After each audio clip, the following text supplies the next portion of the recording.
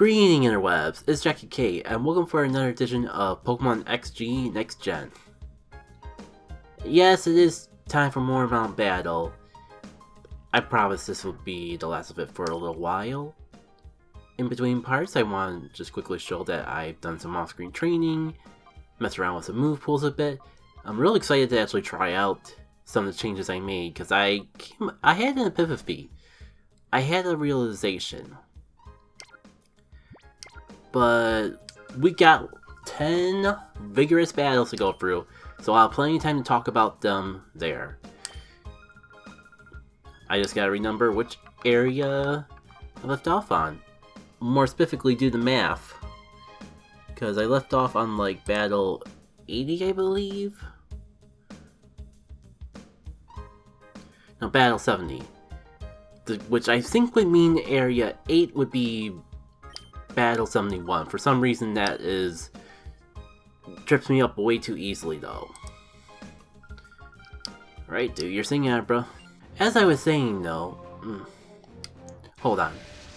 Hold that thought. I just realized with the lead that we're going up with, it's time to have a little fun.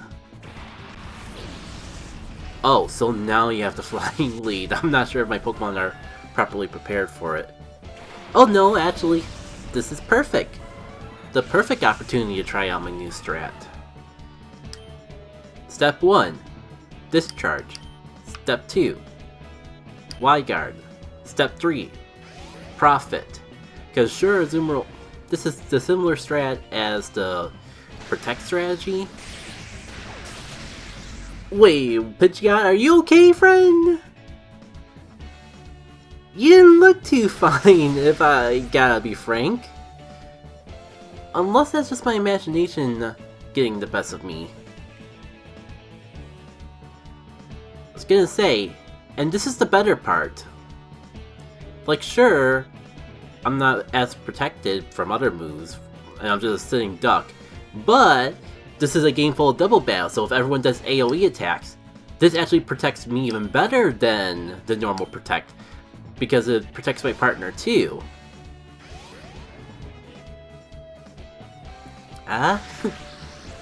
Isn't it great? Granted, I still have a couple Pokemon that actually still have protect normally and proper. It gives me a little diversity to my AoE attacking protect strats. I didn't even get to see what Pidgeot did, but I can't really even think of too many moves Pidgeot would have that would attack everyone. That's going to be interesting to look back on the editing side of the field. Oh, I guess we were going to run into a Delibird eventually. For some reason I didn't think it would be so soon though. So, where was my train of thought before getting completely bamboozled? Or more accurately, caught in awe over my amazing and totally not simplistic in all arts forms strats. There we go. Here's the downside of the whole Y-Guard strat. It's actually kind of good. We got the pros and we got the prom. Why was I saying prom? We got the pros and the con of using Y-Guard over Protect for this particular strategy. All in one battle. Couldn't ask for anything more. And now to actually get experience, try to get experience for people or Pokemon who need it. As I kind of said in the beginning of the episode, I did a little bit of training off screen. The main two focuses, or should I say the main focus, because it was just the one thing I did twice, and that is Ragam Coliseum.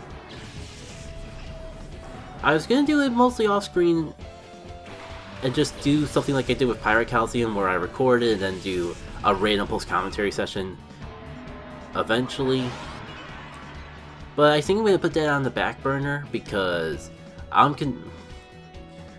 am determined to get us back in progressing the plot before the end of this month, at least as of when I'm uploading this.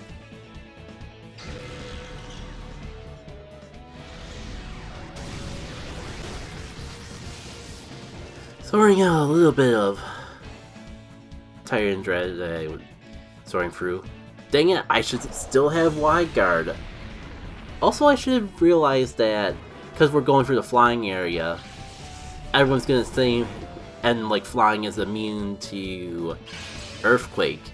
Of course everyone's gonna be having Earthquake this time around. Here's a fun strat. By the way, Breloom also has Wide Guard, but I think sending it out against Charizard, or against any of these flying type Pokemon in general, might not be the greatest idea. Oh man. I say that, but Ice Punch is just begging to be used, and I'm already immune to the Earthquake and all that. Going for Brave Bird feels kind of risky with these powerhouses, but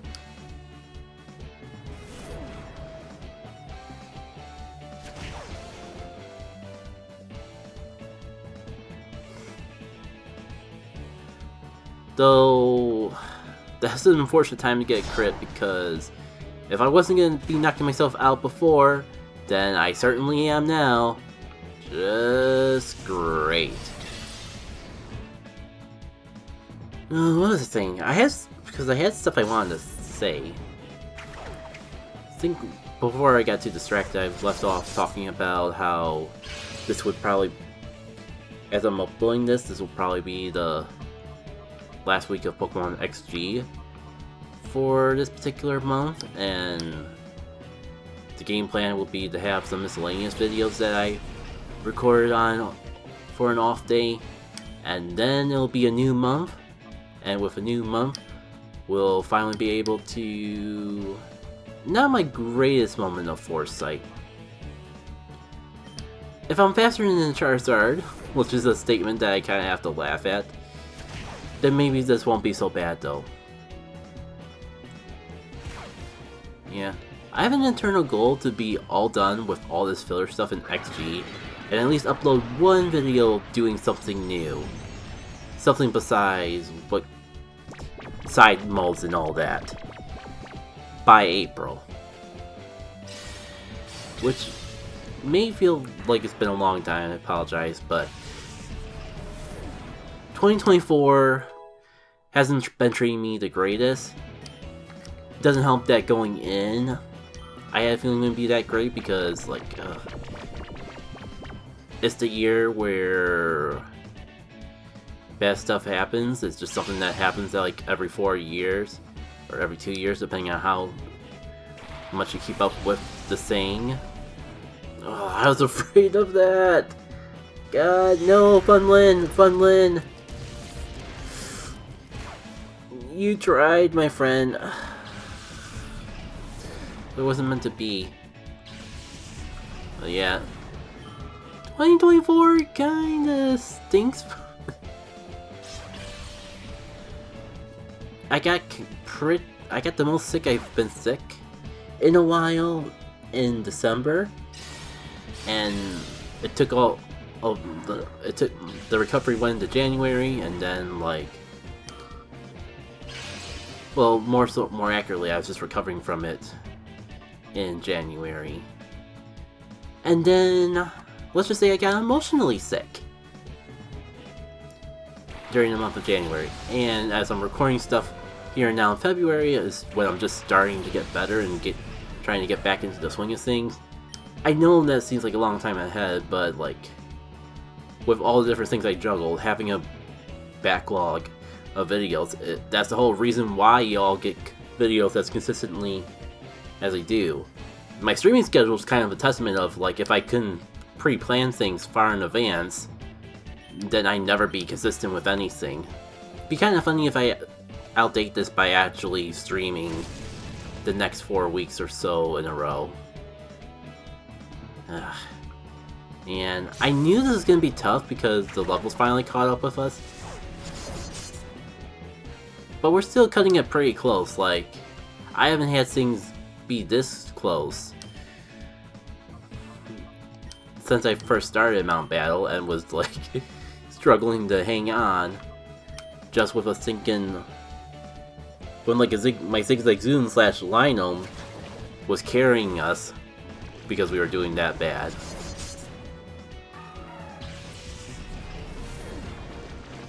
So yeah, that's the big thing, number one. Just that there's been a lot of side stuff. There's been way too much gaps for how little I've actually been doing this game. But I'm crossing my fingers and actually hoping that by the time we jump into April, that it's full steam ahead. Which is why I'm willing to put off things like any Battle Bingo videos I didn't upload at this time, and the whole off-screen training I did in Regum Coliseum. Wow, I've grinded in Pyrite so often that I'm getting the two mixed up now. You know what? Let's just lead with my worst ones. So as long as they get one battle under their sleeve, that's more experience than they probably would otherwise.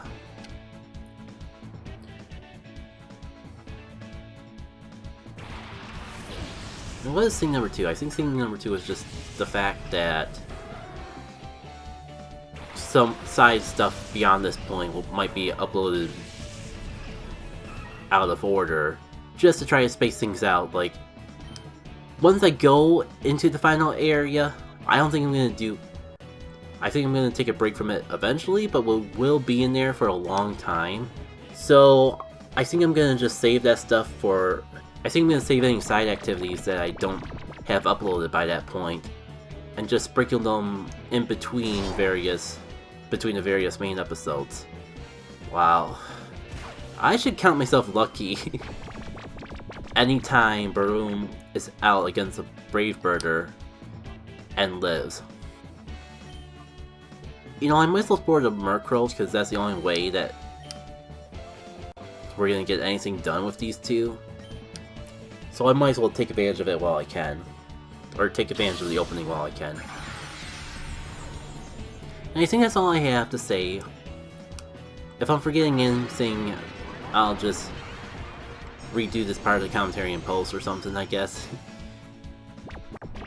See if I can come up with anything else to bring us through our adventures. Kinda thinks that I'm just still a little bit tired. Not like as tired as I was. Oh, I'm really would be pushing the timeline. Going that out of order. Talking about things. You know what? I'm not really feeling about pushing my health. I would like Tailwind Swift to gain some experience from this battle, so maybe I'll just save the Brave Birds for emergencies. Or maybe even a situation where I do super effective damage with it, which kinda does gonna happen with an area full of flying types, but you never know. There is grass flying. That is a combination that exists. Oh, that's an unfortunate end of a tailwind. Feels like we just got out of here. And you know what? This is a big no-no for Funlin. So we tried. Flame Chop kinda needs experience anyways, and this is probably the best opportunity to get it out on the field. So why not? Trying to find... It's kind of unfortunate that things haven't really been too eventful lately. Really... I mean, at least it's not Houndoom. But that stinks too. I would talk about how my week has been, but it hasn't really been that eventful of a week. Did go out for a walk the other day, but there isn't really too much going on with the walk. It's mostly just a big errand day to help me get caught back up on things. And because Pokemon Go is saving their big events for, I think, next week, I care so little about Sinnoh Tour that I'm not even keeping up with it. I just assumed that the pre-Sinnoh Tours thing would have popped up already. From what I understand, like, the Los Angeles thing is going on this weekend, but I thought the Global was happening the following weekend, but that can't be the case because they haven't even done the whole pre-Sinnoh event that they kept teasing. You know what? Houndoom should finish them both off anyways, so why not use my Azumarill's turn to play support?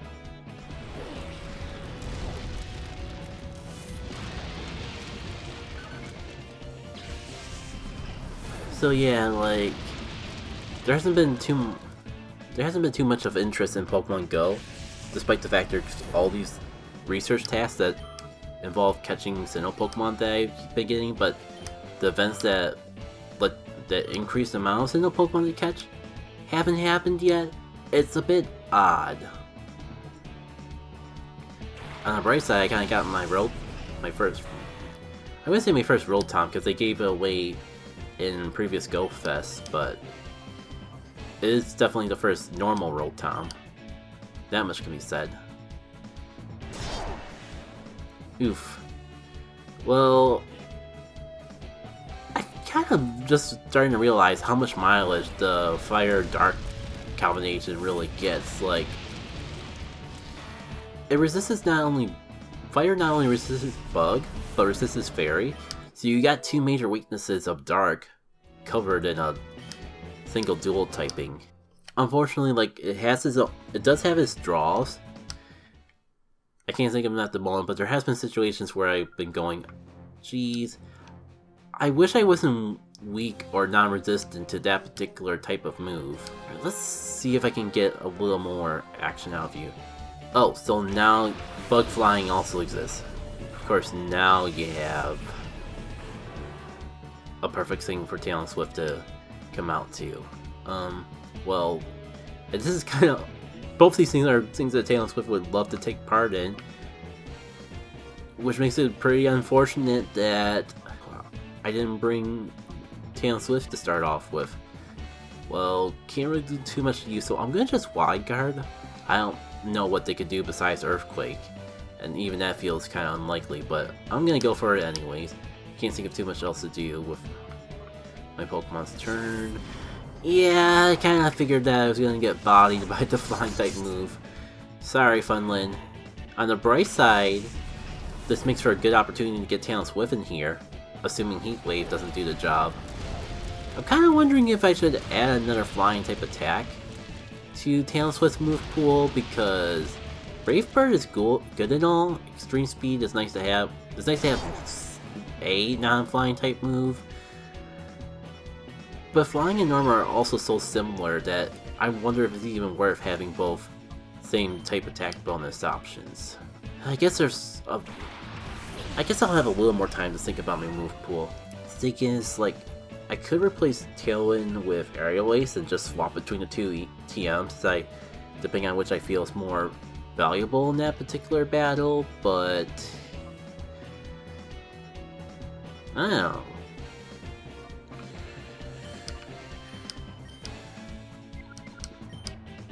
There's always this thing about, like, I could get rid of Extreme Speed for something like Aerial Ace. But there's a sunk fallacy, there's this, what's it called? Sunk loss policy? Sunk loss fallacy? Where I've invested the PP ups to increase the power points of Extreme Speed, and game's not gonna remember that if I get rid of it. So even if I relearn it from the move relearner later, it feels like I've wasted those power-up points. Also, what is the... Oh, because Talon Swift went first. I was gonna say, how did it survive both a Heat Wave and attacks? But no, it probably Jump Off probably just dodged the attack. I say like it didn't just happen 5 seconds ago. Like, I already sometimes miss out on fine details as I'm commentating. I'm not gonna expect myself to actually do it while I'm tired on top of that. Oh, I forgot, speaking of forgetting things, I forgot that I did Tailwind. I was thinking, like, I'll do the attack with Houndoom and finish it off. I'll Extreme Speed with Talon Swift and then just do the solid attack against the Salamence, but no. Forgot what I did 2 seconds ago. Oh, that flinches. I forgot that flinches, and it's honestly, it's probably the only reason why I stand this very second. Now I'm gonna push my luck even further by going for the Heat Wave and hoping that it doesn't miss anyone. Because that Jump Bluff has been out on the field for way longer than it has any right to. It's been, like, an entire turn at like less than 10 HP, I'm willing to bet. Alright, is someone going down? It's just Dragon Claw, but it's also Salamence. Yeah. Sorry, Flame Chomp. Feel like you got a bit more experience out of that fight than usual at the very least. Speaking of experience, sure, let's get Ellie in here. He's the next lowest level Pokemon.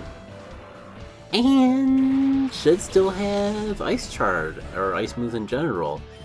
That's awfully convenient. You know what? Yeah, let's go into this guns blazing.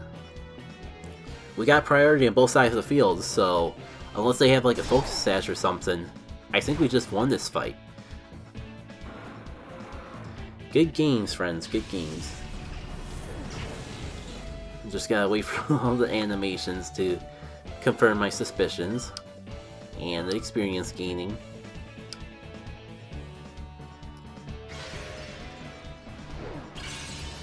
There we go. Battle set. Which, if I'm not mistaken, means that we're already at the halfway point. Or at least the end of this type. I guess time really flies when you're having fun. Let's see. Do I go for the lead that needs experience most, or do I try to go with a strategic starting team?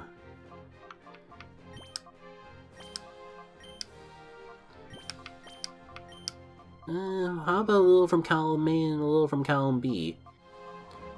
I apply my intellect so that we may battle perfectly. Surprisingly fitting text for a mid-boss. Alright, so awesome. The game plan has now been forwarded by the random ground flying type.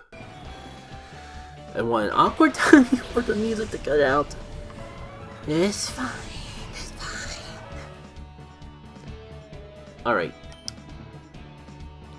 Great part about this game plan, I only have to waste the time doing Protect. The downside is like, just the one Pokemon that I actually want to use this move on isn't weak to it, because I got the feeling that Discharge is going to take out the Pidgeot. Which means I would want to go for a move on Skarmory, but like, Skarmory's not the greatest matchup. It resists the one move, it's completely immune to two of them, leaving me with only Ice Charge, which isn't bad, but isn't the weakness exploitation filled quest that I hoped it would be. Right, I forgot its priority. I should have just done the Pidgeot, that way we could like break a sash or something. Or just take it out in general. Oh well.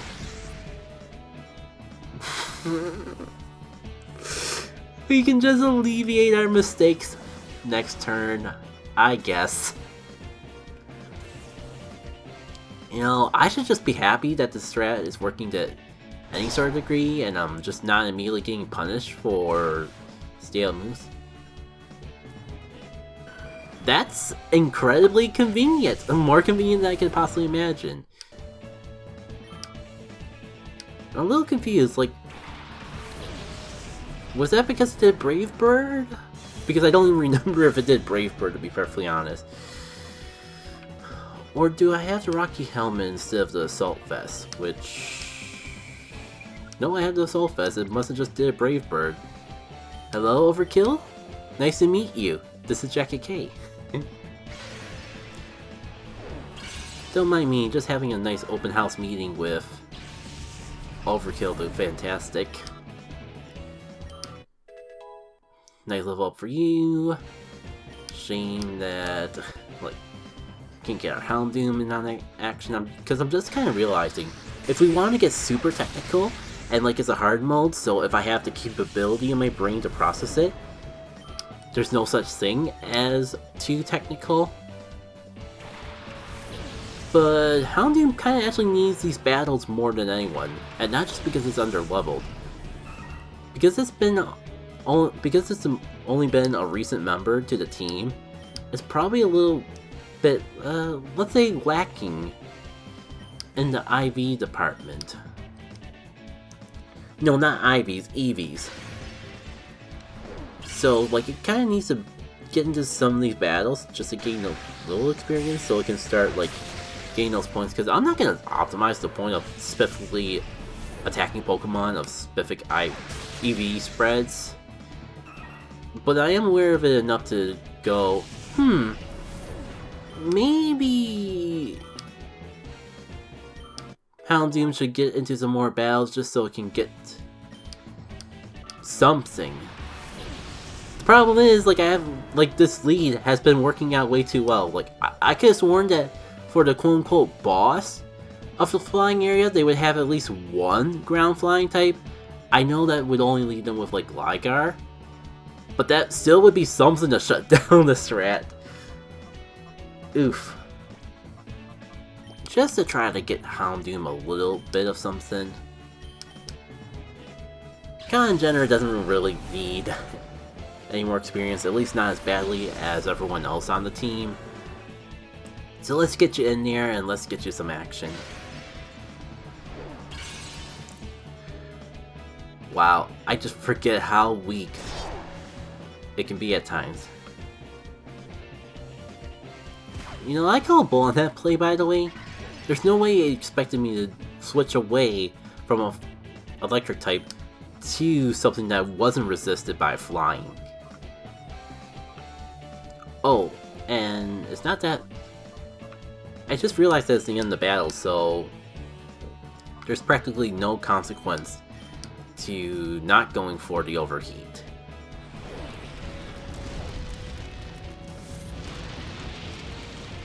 There we go, and Poison Jab should be enough to finish the job. As long as we're pretty content with not attacking the Houndoom, I think we're good to get at least a little experience off this. It's fine, it's fine, it's fine. I have a priority move. I have a priority move is what I'm trying to say. But it didn't even matter because that... And it's just always funny when that happens. Alright. Sorry you're under level, Houndoom. But maybe I'll have luck in the next set of battles. A new type, a new day, is what I say. Alright. This feels as solid of a point and off a video as any to me. So, next time on Pokemon XG, 5 more battles. And 99% certain, the last set of Mount Battle battles before we finally dip our toes into City Dark Isles. Until then, see y'all later.